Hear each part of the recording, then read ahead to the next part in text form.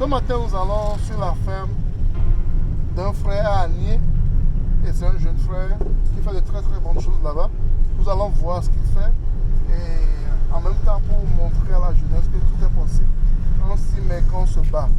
Donc, tout cela, vraiment inspirant. Et nous allons là-bas voir ce qu'il fait, apprécier cela et passer une très bonne journée avec lui.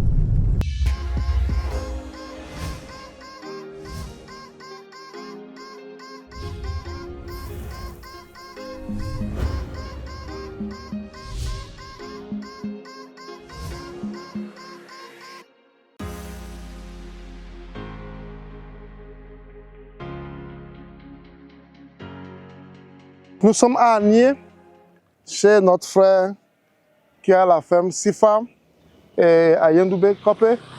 Donc, pour venir voir ce qu'il fait, c'est un jeune comme vous et moi qui est vraiment passionné de l'élevage d'agriculture et qui investit beaucoup. Il a commencé petit et on est venu voir là où il est actuellement et avoir une idée de ses projets d'avenir.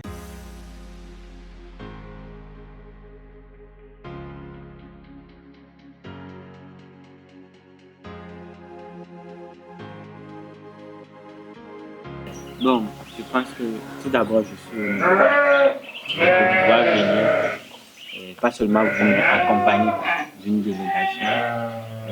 Tout ça témoigne de votre amour que vous avez porté pour moi. Depuis le début, depuis l'année passée, j'ai aussi remarqué beaucoup de choses venant de votre part, surtout votre amour aussi pour ce domaine de l'élevage, surtout au Togo. Bon, vous m'avez encouragé à travers de lui. Voilà, donc aujourd'hui, vous êtes en train de concrétiser cet amour en venant visiter la ferme. Donc c'est un plaisir pour moi, non seulement de vous accueillir, mais d'accueillir tous ces bras. Je suis une fois encore heureux de vous recevoir ici dans ma ferme. L'honneur, c'est moi qui suis vraiment honoré parce que je ne t'avais pas connu, je t'ai vu sur les réseaux sociaux.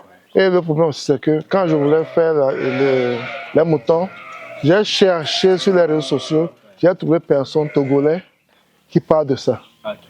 Et c'est ce qui m'a même poussé à faire YouTube, à essayer de dire ce que je fais. C'est après ça que je t'ai connu. Et depuis que je t'ai connu, je me suis dit, je dois venir te voir obligatoirement. Il n'y a pas de souci. Ça fait vraiment plaisir. En fait, moi j'ai commencé la production aujourd'hui, il y a de cela 8 ans. Mais je commence par faire la promotion de la ferme depuis, je pense, l'année passée, donc peut-être 1 an comme ça. Quand je t'avais parlé de faire tout pour aller sur YouTube et autres. C'est seulement l'année passée que j'ai décidé de me faire valoir sur les réseaux sociaux en partageant ce que je fais. Parce que le problème, c'est que quand tu vas sur les réseaux, tu parles de chèvres et moutons. La plupart, c'est en anglais. La plupart, c'est en anglais. Il n'y a pas de francophones qui font ce genre de choses. Et c'est un peu dommage parce que c'est vrai que ça te prend, même si c'est 2 vidéos par mois, ça encourage. Moi, mes vidéos ont permis à beaucoup de gens de se lancer dans l'agriculture, de ce genre de choses. Donc, c'est toujours encourageant. Et c'est ce que pratiquement nous, francophones, ne faisons pas. On n'aime pas beaucoup partager. On ne le fait pas. Mais les anglophones partagent beaucoup. En fait, plus tu partages, plus aussi tu acquiers de l'expérience. Parce qu'en voulant partager à un public, il faut toi-même d'abord, tout de même, faire beaucoup de recherches, améliorer ta production avant de pouvoir parler. Donc tu ne peux pas aussi te lever comme ça et parler comme ça, c'est pas bien. Donc plus on partage, plus aussi on acquiert de... Et puis même dans les partages, certains commentaires peuvent te permettre de revoir ce que tu fais aussi. Voilà. Donc ces commentaires, beaucoup aident aussi. Parce que tu peux faire un truc, tu penses que c'est le meilleur que tu as fait, mais quelqu'un qui peut commenter la manière dont il le fait, tu peux expérimenter cela, et tu vas voir que c'est mieux que ce que toi tu faisais.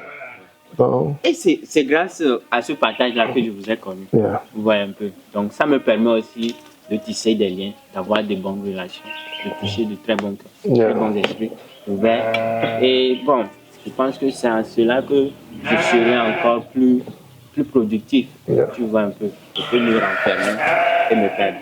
Et puis, ce qui m'a vraiment intéressé aussi, c'est que tu es un jeune et On crie, tout le monde dit qu'il n'y a rien au pays, tout ça, mais tu es un exemple pour la jeunesse.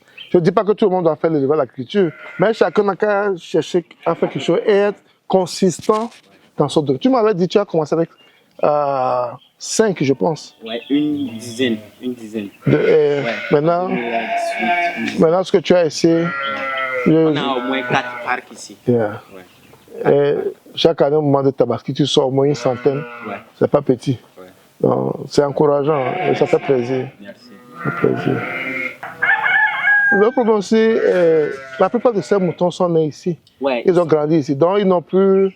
Ouais. Le problème qu'on a quand on importe ces moutons, eux n'en ont plus. Ouais, c'est préférable d'acheter ces moutons pour produire ici. Parce qu'ils n'ont plus le caractère sahélien en tant que tel. Parce que nous sommes partis d'un mouton Djalonké. Yeah. Djalonké, c'est la race locale.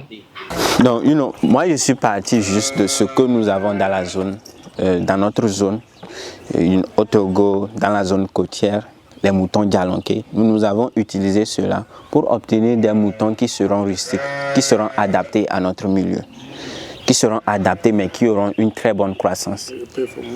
Voilà. Donc, aujourd'hui, les moutons sahéliens, vous pouvez remarquer ici chez moi, on a beaucoup de moutons sahéliens. C'est grâce à des croisements que nous avons obtenu ces résultats. Très bientôt, nous allons aussi après, une fois qu'on aura fini d'échanger, nous allons visiter les parcs pour que je vous en parle davantage comment je produis ici, comment nous arrivons à obtenir ces résultats.